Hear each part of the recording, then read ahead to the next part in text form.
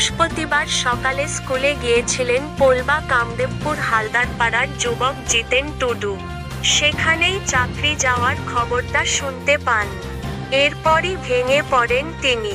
বাড়ি ফিরে আসতে চাইলে প্রধান শিক্ষক বিদ্যালয়ের এক কর্মী অনির্বাণ মণ্ডলকে জিতেনের সঙ্গে পাঠান। দাঁতপুরের হারিট হাই স্কুলের সদ্য প্রাক্তন পিয়ন জিতেন ফিরে আসেন বাড়িতে। 2016 সালের রাজ্য এসএসসির গোটা প্যানেল বাতিল করে দেওয়ার পর জীবনটাই যেন বদলে গেল জিতেনের। বাবা অক্ষর চিনলেও মা সম্পূর্ণ নিরক্ষর। অন্যের জমিতে চাষাবাদ করেই জীবন চলে।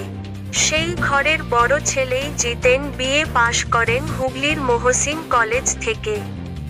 বাবার সঙ্গে চাষাবাদে সহযোগিতা করতে করতেই চাকরির প্রচেষ্টাও চালিয়ে যাচ্ছিলেন। 2016 সালের সেই এসএসসি পরীক্ষায় বসে পাশ করেছিলেন তিনি। 2018 সালের 18 এপ্রিল চাকরিতে যোগদান। তারপর ভালোই চলছিল। এই দিন সুপ্রিম কোর্টের রায়ের পর এক লহমায় যেন সব শেষ হয়ে গেল জিতেনের।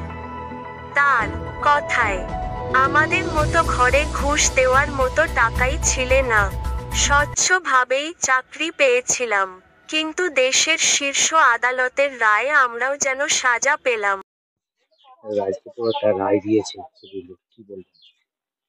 কি আর বলবো, মানে ওর সুপ্রিম কোর্টের উপর একটা আস্থা ছিল যে আমরা যোগ্যরা যেন ন্যায্য বিচার পাই, কিন্তু সেই আশাটা একদম আমাদের হতাশাজনক। আজকে রায়টা পেলাম আমরা।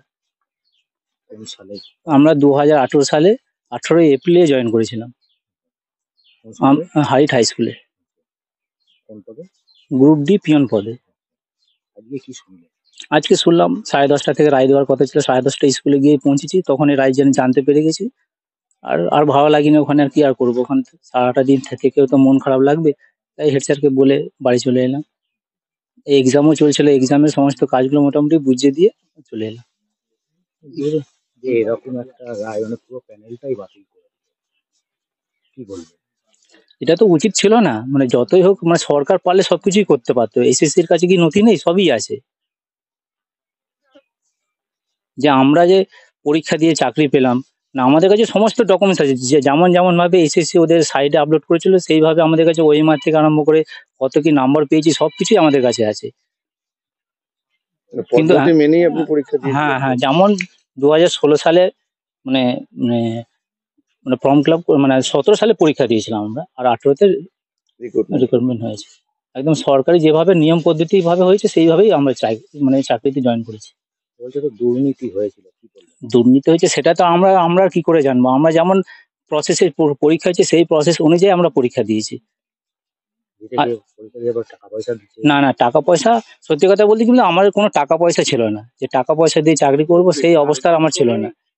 বাবা মা মাঠে ঘাটে কাজ করে, লোকের কাজ করে, সেখান থেকে আপনাকে তো মুখ দেখে তো চাকরি দেবে না ওরা। টাকা যখনই চাইবে নিশ্চয়ই 2-5 হাজার টাকা লাগবে না, ওদের লাখে লাখে টাকার ব্যাপার আছে। সেখানে আমাদের 1 টাকাও দিতে পারতাম না, সত্যি কথা বলতে। আর কোনো সোর্স ছিল না যে কারো কাছে গিয়ে যে চাকরি পাবো, কারো পায়ে হাতের পায়ে ধরে যে চাকরির ব্যবস্থা, সেই সুযোগটা আমার মানে সেরকম চ্যানেলও ছিল না আমার। যোগ্যতা অনুযায়ী হ্যাঁ, যেমন আমার যোগ্যতা সেইভাবে মানে গ্রুপ ডির পরীক্ষা দিয়েছিলাম, মানে চাকরি মানে পাসও করেছিলাম। বলছিলাম আমার কাছে সমস্ত নথি আছে, মানে এসএসসি যেমন ভাবে মানে ওদের ওয়েবসাইটে আপলোড করেছিল সেইভাবে সমস্ত ডকুমেন্টস আমাদের কাছে আছে। কত কি নাম্বার পেয়েছিলাম, ওএমআর পর্যন্ত সব ডাউনলোড করেছে। এসএসসি যখন ওএমআর গুলো মানে ওদের সাইটে আপলোড করেছে, নিশ্চয়ই ওরা মানে আমাদের গুলো মানে আপলোড করে দিয়েছে। সেইভাবে আমার নামের সাথে ওএমআর পুরো মিল আছে। আর হচ্ছে আপনার মানে আমার যে প্রশ্নপত্র পর্যন্ত রাখা আছে। হয়তো কিছু মানুষের জন্য আজ সব মানুষকে সাজা পেতে হবে। অবশ্যই কিছু মানুষের জন্য আমাদের সবাই সাজা। আর কি বলবো বলুন? আমার নাম জিতেন টুডু। কি করবেন পদক্ষেপের পরে? দেখা যাক, এখন চিন্তা ভাবনা এখনো কিছুই করিনি। সে তো অবশ্যই, যদি আইনি পরামর্শ আমাদের গ্রুপে যারা আছে তাদের সবাই একটা আলোচনা করি। নামটা কি? নাম জিতেন টুডু।